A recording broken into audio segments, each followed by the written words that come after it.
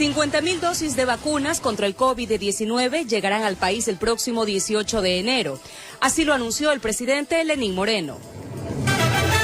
Pues el Tribunal Contencioso Electoral Ángel Torres destituyó a la presidenta del Consejo Nacional Electoral Diana Atamaín y a 3 consejeros más por incumplir las sentencias de dicho tribunal en torno al trámite de la candidatura de Álvaro Noboa. Hernán Ulloa, miembro del Consejo de Participación Ciudadana, solicitó la intervención del presidente Lenín Moreno para que se suspenda la impresión de las papeletas. Ministerio de Educación reemplazó la prueba Ser Bachiller por la elaboración del proyecto de grado como parte de los componentes de la nota de titulación de los estudiantes que culminan el colegio. Familiares de Lisbeth Vaquerizo realizaron un plantón en los exteriores de la sede de la Fiscalía del Guayas para exigir justicia por su muerte.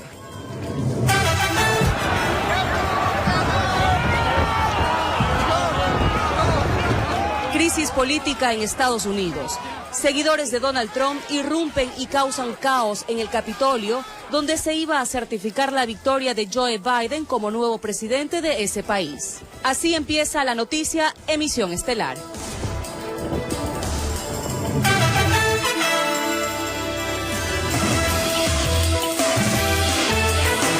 Miércoles 6 de enero, amables televidentes de todo el país, buenas noches y gracias por preferirnos. Adriana y Charlie, buenas noches. Buenas noches, Ana, y así es, amigos televidentes, tenemos lo último de la jornada informativa, incluido lo que está pasando en este momento en Estados Unidos. Adriana, buenas noches. Muy buenas noches a todos, gracias por acompañarnos y aquí iniciamos dentro de pocos minutos. La siguiente noticia, estén muy atentos, joven fue baleado por presuntamente coger frutas de un árbol en una propiedad privada. Los detalles en instantes. Además, rescatan a pescadores que permanecieron en alta mar a la deriva por 14 días. Más adelante ampliaremos esta información. Y el juez del Tribunal Contencioso Electoral Ángel Torres destituyó a la presidenta del Consejo Nacional Electoral Diana Atamaín y 3 consejeros más por cometimiento de una infracción electoral muy grave. Eso tras la denuncia presentada por Justicia Social que patrocina la candidatura de Álvaro Noboa. Menos de 24 horas tras la audiencia le tomó al juez electoral Ángel Torres para declarar que sí cometieron una infracción electoral muy grave la titular del Consejo Nacional Electoral CNE, Diana Atamaín, el vicepresidente Enrique Pita y los consejeros José Cabrera y Luis Verde Soto, por lo que dispuso la sanción pecuniaria equivalente a 70 remuneraciones básicas unificadas, destitución de sus respectivos cargos de consejeros principales del CNE y la suspensión de derechos de participación durante 4 años. Sanciones que se harán efectivas inmediatamente después de la ejecutoría de la presente sentencia. Una sentencia tan larga no pudo haber sido escrita por el juez en el poco tiempo que tuvo, es decir, que él ya tuvo escrita la sentencia. El expresidente del desaparecido Tribunal Supremo Electoral, Medardo Leas, reaccionó de forma crítica, ya que la crisis en el poder electoral se profundiza. Y llegamos a un conflicto más grave que el que teníamos inicialmente. Mire usted, si antes no había confianza en el Consejo Nacional Electoral, ahora peor. ¿Quién nos garantiza que vamos a tener unas elecciones transparentes? Como no podía ser de otra manera, el rechazo también llegó desde Byron Torres, abogado de Atamaín y Cabrera. 3 días para apelar, conocerá el Pleno del Tribunal Contencioso Electoral. Y es el Pleno quien deberá ratificar la sentencia o rectificar la sentencia emitida por el juez Torres. Y el Pleno del Tribunal Contencioso Electoral TCE tiene 10 días para pronunciarse. Con esto, estaríamos llegando casi a finales de enero, cuando la convocatoria a elecciones es para el 7 de febrero. De ratificarse la destitución, serían los consejeros suplentes quienes asuman funciones. En virtud del artículo 221 de la Constitución, debería procederse de esa manera. Sin ser pitonizo, ¿sí? Lo que se busca aquí es destituir a los consejeros del Consejo Nacional Electoral, ¿sí? Para que el nuevo consejo, ¿sí?, declare ilegal y por tal se suspendan las elecciones. Todo nace por el supuesto incumplimiento para que Justicia Social realice nuevamente el proceso de democracia interna, lo que aparentemente perjudicó a Álvaro Noboa, informó Héctor Romero. En este marco, a través de un comunicado, el Consejo Nacional Electoral reaccionó ante la sentencia en primera instancia del juez del Tribunal Contencioso Electoral Ángel Torres, que dispuso la destitución de 4 consejeros. En el documento se declara que el proceso electoral sigue su marcha pese a los intentos de interferencia en las elecciones generales de 2021 y recalcan que dicha sentencia no altera el cumplimiento del calendario electoral. Además, señalan que acudirán a todas las instancias legales.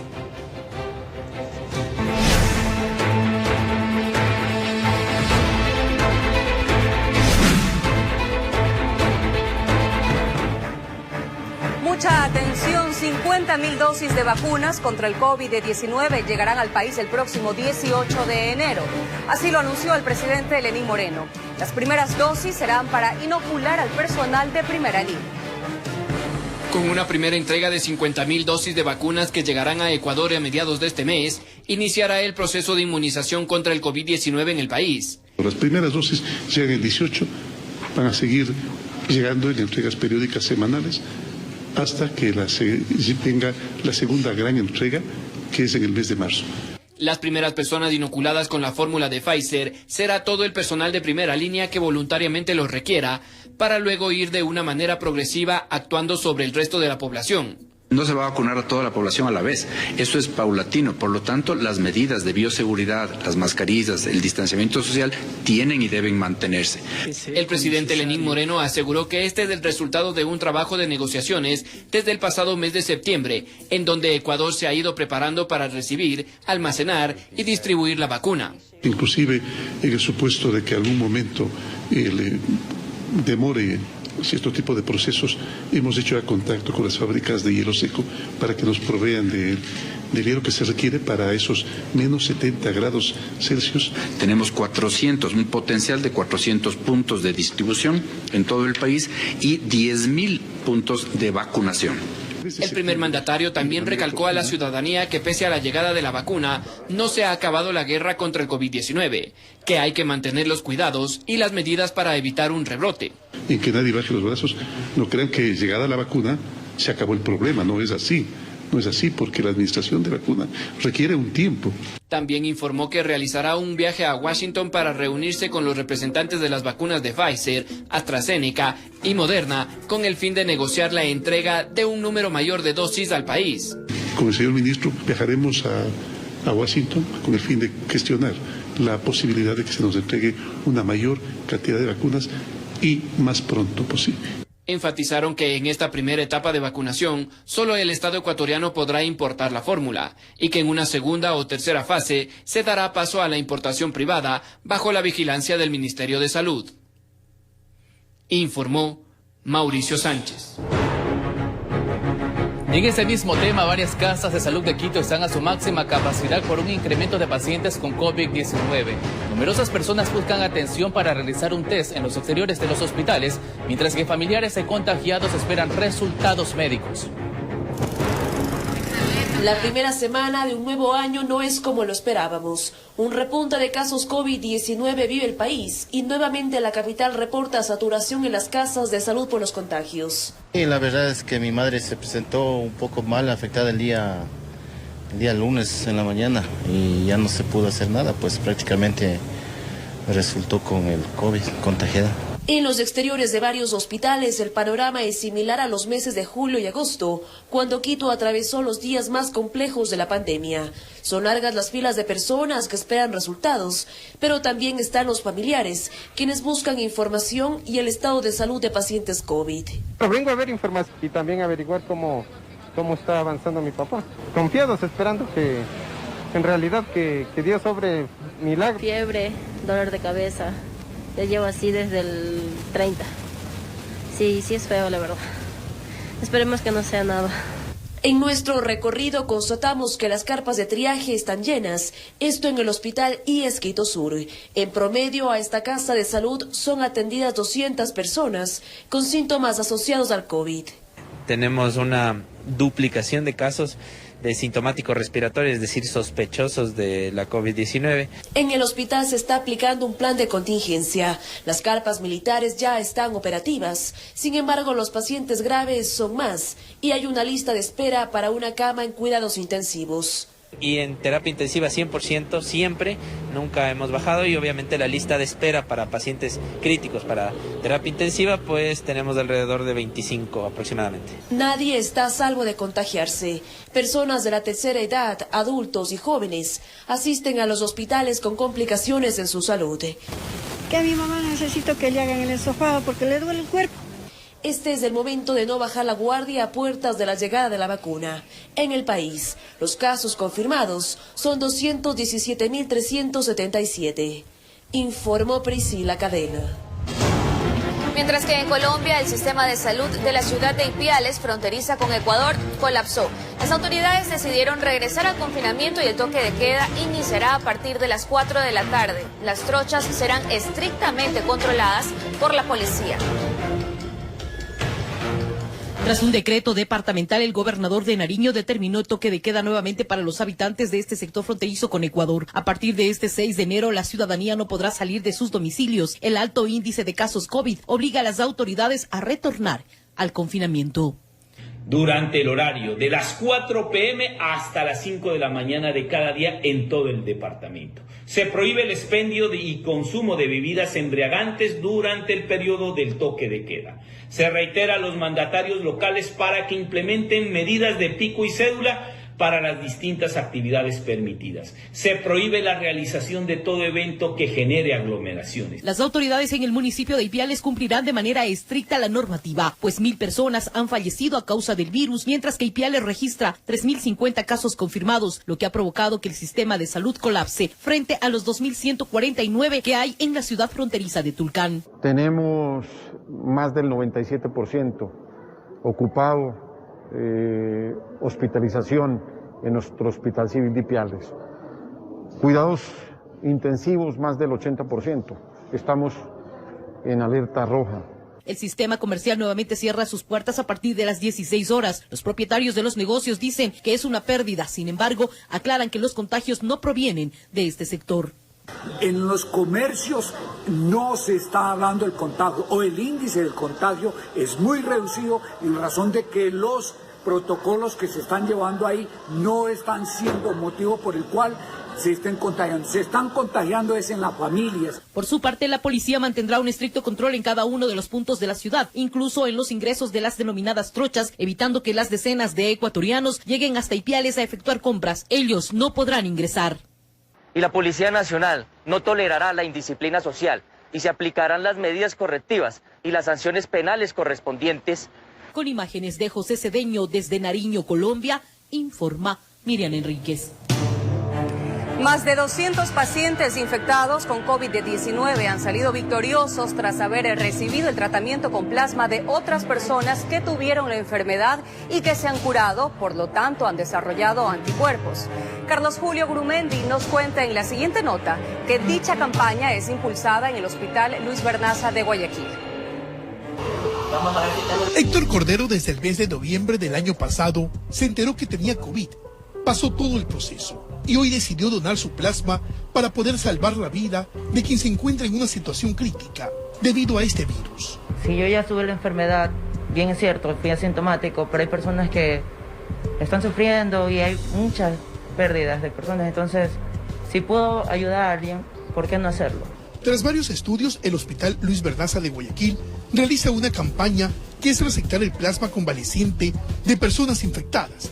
Esto significa que quienes han tenido el COVID-19 y han sido recuperadas generan anticuerpos, que son extraídos, almacenados, para luego darle al paciente que se debate entre la vida y la muerte. Se ha demostrado que los pacientes se benefician mientras más temprano del inicio de los síntomas de la enfermedad tienen, especialmente las personas con factores de riesgo, como hipertensión, diabéticos, mayores a 60 años, obesidad, falla renal, que en estos pacientes sí se ha demostrado un beneficio. Y ese beneficio es evitar que estos pacientes lleguen a insuficiencia respiratoria, requerimiento de terapia intensiva e incluso la muerte.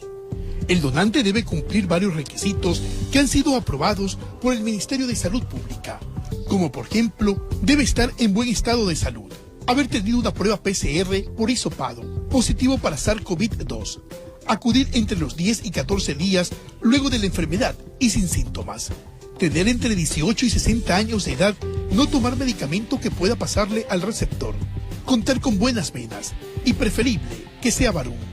De 30 a 45 minutos es el tiempo que dura el procedimiento para extraer el plasma del donante.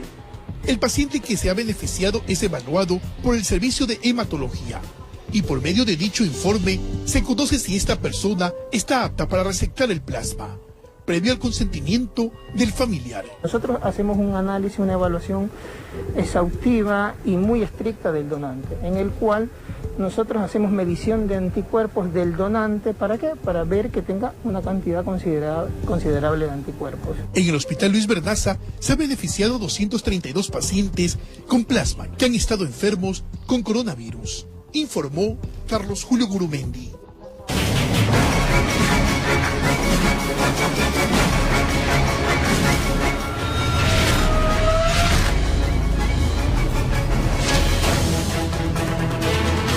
Más adelante rescatan a pescadores que permanecieron en alta mar a la deriva por 14 días. Más adelante ampliaremos los detalles de esta información. Y ahora les contamos que asesinan con un disparo a un joven en el noroeste de Guayaquil. El acusado de esa muerte violenta es el guardia de unos terrenos donde la víctima y otra persona habrían recogido frutas de unos árboles. Salía de bañarse con un amigo de un riachuelo más adelante de la cooperativa Ciudad de Dios. Venían con una mochila con mangos y guavas, hasta que apareció un ciudadano que supuestamente cuida estos terrenos, quien luego de una discusión le dio un disparo en la pierna derecha. Por una fruta matan a una persona, que fuera según que hubiera robado algo grande todavía, pero por una fruta no creo que vayan a matar a una persona. Pues. Luis Ibarra Bermúdez, de 24 años, fue trasladado en una tricimoto al Centro de Salud de Ciudad Victoria, pero aquí después de unos minutos, los médicos solo indicaron que había fallecido por la sangre que perdió en la herida en su extremidad inferior. El chico ya no hablaba, cuando en el camino venía que hablaba, resollaba duro, ¿verdad? Pero ya llegando aquí ya dejó de resollar, dejó de moverse y todo, entonces igual tuvimos que nosotros subirlo a una camilla, porque ni siquiera había un camillero, no había un doctor, no había una enfermera que nos ayudara. Mientras que en el sitio donde ocurrió esa muerte violenta solo quedó sangre y parte de las frutas que llevaba el ciudadano, que perdió la vida. Por ese sector ya habían visto al sujeto armado hace pocos días. Y con un revólver siempre anda. El otra vez aquí mismo también nosotros nos salió. ¿Qué les dijo? Que sí, tú no sabes quién soy yo, dice, yo cuido todas estas tierras, que no sé qué. Mientras que la DINASEC inició investigaciones para tratar de identificar y capturar al sospechoso. La persona que estuvo en ese momento también en el momento del hecho refiere no conocerlo, sin embargo lo puede identificar. Al galeno de turno manifestó que sería por un desangramiento que le pudo haber causado la muerte. El cuerpo fue levantado por uniformados de criminalística en este centro médico, en medio de la tristeza y la indignación de sus seres queridos, informó Charlie Pizarro.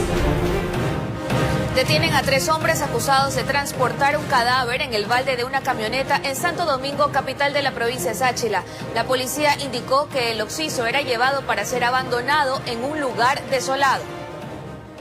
Al parecer aprovecharon que era de noche y alguien tuvo la magnífica idea que era mejor deshacerse del cuerpo. Buscaron una camioneta y lo embarcaron, pero antes lo envolvieron con plástico negro, lo que no estuvo entre los planes de las mentes maquiavélicas, que en la carretera había un operativo de control y todo se les cayó. Y al percatarse de una camioneta con sus 3 ocupantes de actitud sospechosa, entonces proceden a acercarse. Querían irse y manifiestan que el vehículo se apaga nuevamente, por lo que estaban nerviosos, ¿no? Cuando uno de los uniformados revisó el cajón, observó sangre y un bulto. Al abrir el plástico, era el cuerpo de una persona de sexo masculino. Aparentemente manifiesta que es una muerte violenta porque recibe varios golpes, que tiene totalmente fracturado el cráneo. Hasta allí llegaron los vecinos. En las versiones a los uniformados que el occiso ingresó a una propiedad privada en el sector de Puerto Limón y que habría intentado agredir a la dueña de casa. En eso apareció su esposo y lo golpeó con un fierro en la cabeza. Cuando se percataron que estaba muerto, buscaron cómo desaparecer el cuerpo. En el momento que le está amenazando a la señora, sale su esposo y lo agrede con un objeto contuso. Y producto de esto, esta persona fallece. El occiso, un hombre de 29 años de edad, quien aparentemente se dedicaba a vivir del esfuerzo ajeno, registra antecedentes por robo, y si no aparecía la policía en la ruta, el secreto de abandonarlo en una zona desolada aparentemente quedaba entre los vecinos, que ahora están en serios apuros legales. Son las 3 personas, están aprendidas y están puestas a órdenes de las autoridades pertinentes. Un caso que ha conmocionado en la zona de Puerto Limón, allá en la ciudad de Santo Domingo de los Colorados, informó Iván Casamen. Una ciudadana de nacionalidad paraguaya fue asesinada en las calles Novena y Alcedo en el suroeste de Guayaquil. Un motociclista le disparó mientras ella permanecía dentro de su camioneta estacionada. Pasadas las 20 horas del martes, la fémina llegó hasta las calles Novena y Alcedo a bordo de su camioneta doble cabina porque debía retirar unos documentos.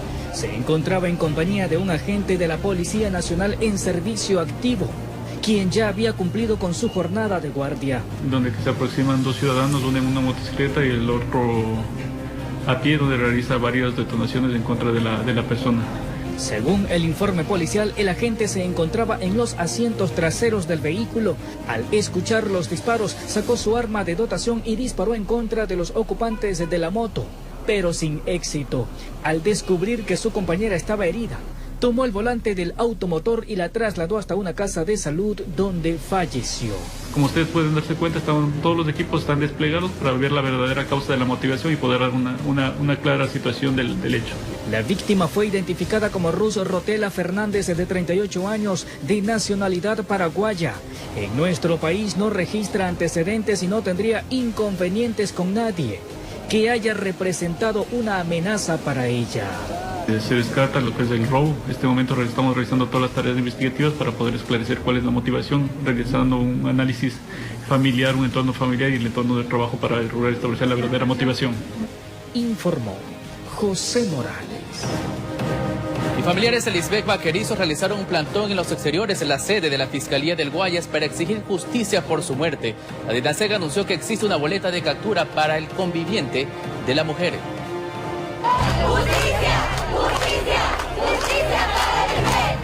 Es lo que gritaban incesantemente familiares y amigos de Lisbeth Vaquerizo, la joven que el pasado 21 de diciembre fue hallada sin vida junto a la escalera de su casa en una urbanización de la Vía a la Costa. Sus seres queridos aseguran que hubo alteración de la escena del crimen. Nos hicieron creer que se había caído de la escalera. Cuando hicieron la autopsia legal, hecha por la policía, por cierto, había 2 cortes profundos que habían pegado con brujita, donde dice que ella muere por objeto contuso corto punzante, golpes, moretones. La masacró. Mi hija tenía limpio su rostro, me la bañaron. Manipularon su cuerpo desnudo. Durante el plantón realizado en los exteriores de la Fiscalía de la Merced, los padres de la víctima acusaron al esposo del crimen. El esposo es el principal sospechoso del femicidio de mi hija. Él huyó. Los padres, bien gracias, ellos son cómplices porque ellos encubrieron. Piden a la Fiscalía que haga una investigación exhaustiva. Mi hija tiene un certificado de defunción que dice muerte natural. Ese fue emitido por la funeraria. Yo estoy acusando a la funeraria de fraude procesal. Por emitir un documento falso, señorita. Por engañar y manipular las evidencias. El cuerpo de mi hija era todo maquillado, empastado. No, aquí no se hizo nada de eso. Ni los conocemos, los señores, quiénes habrán sido. Es que hay bastantes personas que se toman los nombres de la funeraria. La DINASED avanza en las investigaciones. Tenemos una boleta de prisión preventiva al conviviente de la directora. Estamos realizando ya los trámites con Interpol. Si es que está fuera del país, se va a hacer los trámites directamente con Interpol para lograr, con proximidad de Colombia, para lograr la ubicación de este ciudadano según donde se encuentra. Informó Roselena Vázquez. Y después de pasar 14 días a la deriva en alta mar, 3 pescadores de Santa Rosa, en el Cantón Salinas, fueron rescatados por compañeros de Esmeraldas. Sus familiares califican el hecho como un milagro y afirman que nunca perdieron las esperanzas. En el puerto pesquero de Santa Rosa del Cantón Salinas, un milagro le devolvió la alegría a 3 familias, quienes hace unos días lloraban y suplicaban para que sus parientes aparezcan. Son 3 pescadores artesanales que estuvieron a la deriva en alta mar. Pasaron 14 días, 7 de ellos sin comida y sin agua. Ya me iba a venir ya de tarde, me iba a venir y ya no pude venir porque me robaron los motores a las 2 de la tarde. Y ahí los 14 días estuve rodando, 14 días y 14 noches. Del mar tomamos agua endulzada con tomate, con salsa tomamos, para poder sobrevivir. Como estamos aquí cerca, por 34 millas, acá abajo, quien menos lo rescatan 2 o 3 días. Pero ya fueron pasando los días, 4, 5, 6 días, y pensando que estábamos en costa, pero la corriente está demasiado fuerte y nos estaba arrastrando para Colombia, porque allá fue que nos rescató la fiera de Esmeralda. Mientras los familiares rezaban, los pescadores en alta mar no perdían las esperanzas, aunque las fuerzas cada día se agotaban. Ya ese era el último día, si se no nos rescatan de Esmeralda, ya nosotros al día siguiente ya estábamos ya flaqueando. Ya no hemos ido nosotros aquí, ya no estuviéramos aquí, Mauricio.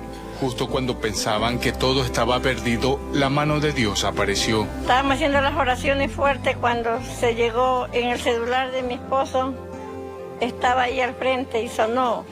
Entonces en esto, cuando lo dijo una llamada, se le pasan a él y lo dice: mijito, soy yo, estoy vivo.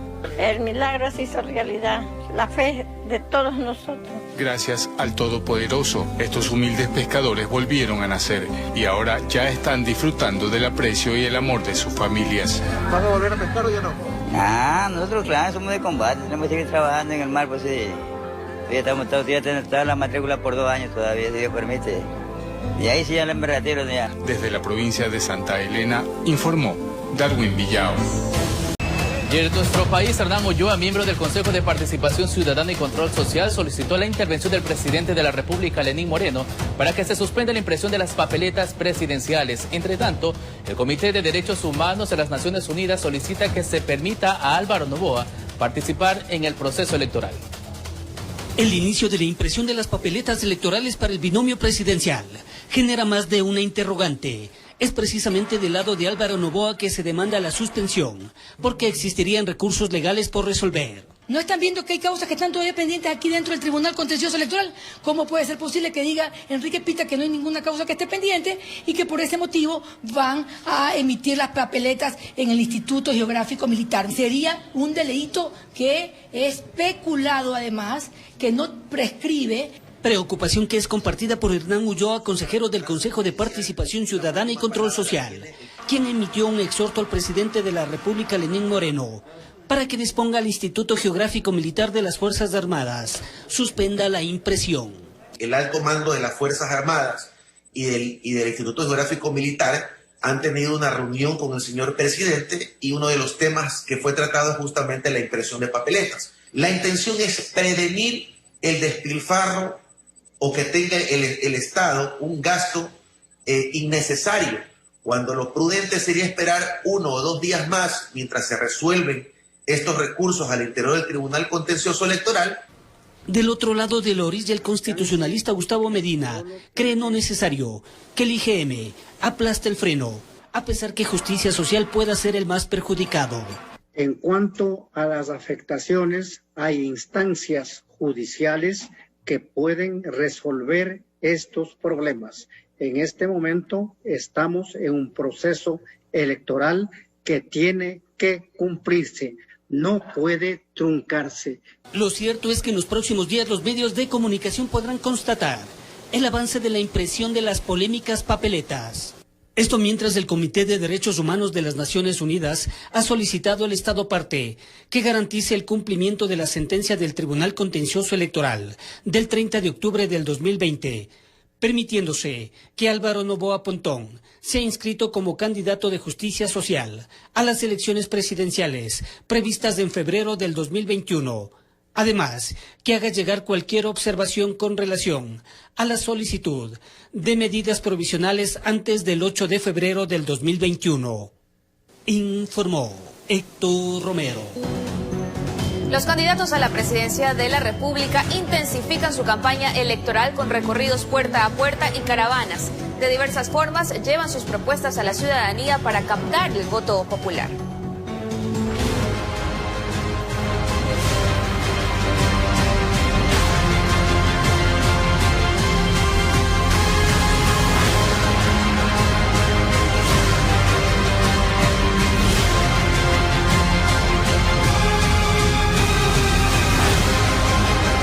En un acto desarrollado en las instalaciones de la Asociación de Ganaderos en la vía Durán-Yaguachi, el candidato a la presidencia por la alianza Creo Partido Social Cristiano resaltó que su plan de gobierno busca fomentar la agricultura y ganadería.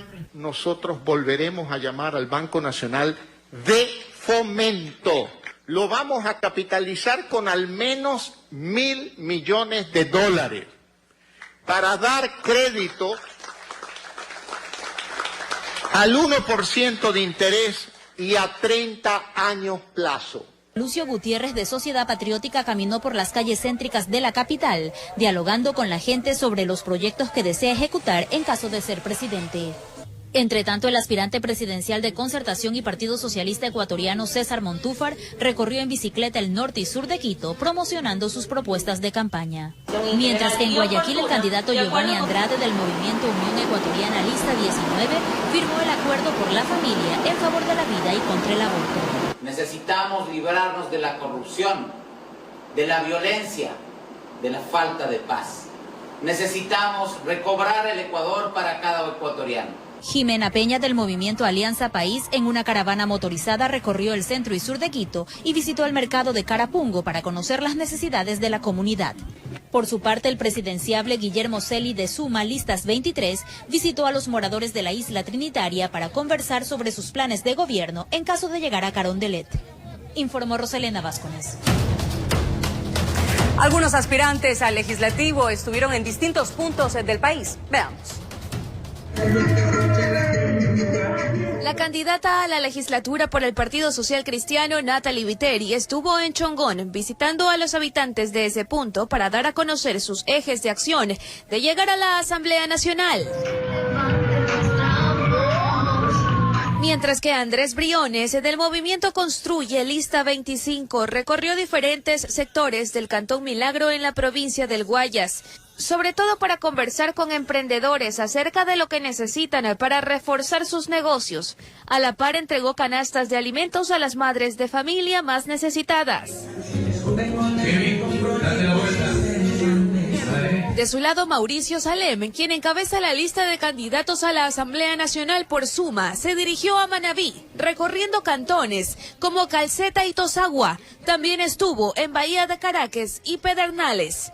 Informó Adriana Peralta.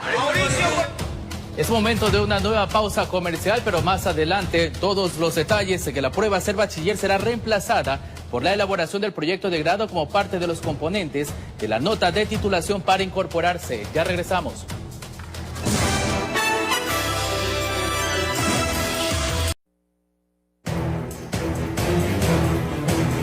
22:47. Gracias por continuar en nuestra sintonía. Ahora les informamos que un agente de la Fiscalía acudió a las instalaciones del Colegio de Abogados del Guayas para realizar algunas pericias dentro de la investigación previa por un supuesto delito de tráfico de influencias. Según un informe de la Contraloría General del Estado del año 2019, se habría sobrevalorado el arrendamiento de unas oficinas de la Corte Constitucional en el Colegio de Abogados del Guayas, ubicado en el centro de Guayaquil. Y un agente de la Fiscalía General, en conjunto con elementos de criminalística de la Policía Nacional, acudieron hasta dicho colegio para realizar pericias correspondientes en la investigación previa por un presunto delito de tráfico de influencias. Realizar la diligencia de fijación con respecto a los contratos y adicionalmente también se dispuso la diligencia de reconocimiento del lugar de los hechos, el cual consistió en verificar las instalaciones donde funcionaba una institución del Estado. El contrato se acordó primero entre Jimmy Salazar, esposo de Pamela Martínez, quien se desempeñaba como jueza de la Corte Constitucional, y ex asesora de Rafael Correa, ahora sentenciados por el caso Sobornos 2012-2016, y Patricio Pazmiño, expresidente del organismo de justicia, por un valor de $390,000 por 30 meses de uso. Además, según las indagaciones, se habría arrendado más del metraje que requería la Corte para hacer su trabajo en la urbe porteña. Y posteriormente también se realizó el embalaje de todos los documentos que sirvieron de soporte para la suscripción de dicho contrato y que posteriormente, una vez que se realicen la misma o que tengan los resultados de la Fiscalía, tomará una decisión con respecto al discurso de la investigación. Con aquello, entre algunas pericias, se determinará quiénes participaron de manera activa dentro de este tipo penal. a la par de detectar otras posibles irregularidades.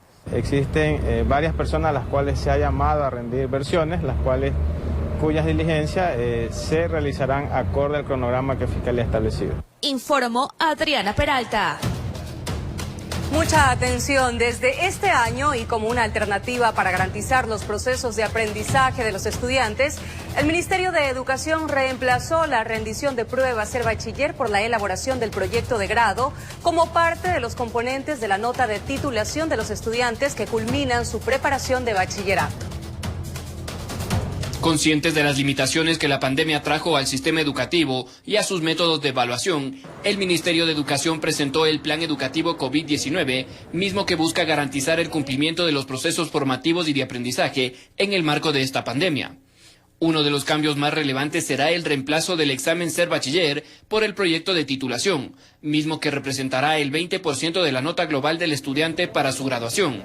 El otro 80% se determinará del récord académico y la participación estudiantil. Milton Luna, exministro de Educación, plantea que por la coyuntura actual es correcto la implementación de este trabajo académico, ya que fomenta la investigación. Es importante retomar el proceso, trabajos investigativos que permitan a los chicos ir mucho más allá, sino proyectarse tanto a la vida universitaria cuanto a la vida laboral eventualmente. Explica que el eje investigativo es fundamental en toda la preparación académica de los jóvenes desde sus inicios, mismo que incorpora destrezas para la aplicación del conocimiento en su entorno social. La investigación no solo para graduarse, sino la investigación para desarrollar capacidades durante todo el proceso educativo. El plan será aplicado para los estudiantes que se encuentran en tercer año de bachillerato en el régimen Costa y Galápagos en el presente año lectivo e intenta disminuir la brecha tecnológica que existe entre el sector rural y urbano, misma que ha dificultado la aplicación de procesos evaluativos digitales. Informó Mauricio Sánchez. Pendiente de lo que ocurra la próxima semana. Así finalizamos la emisión estelar. Gracias por habernos acompañado. Será hasta el día de mañana. Buenas noches.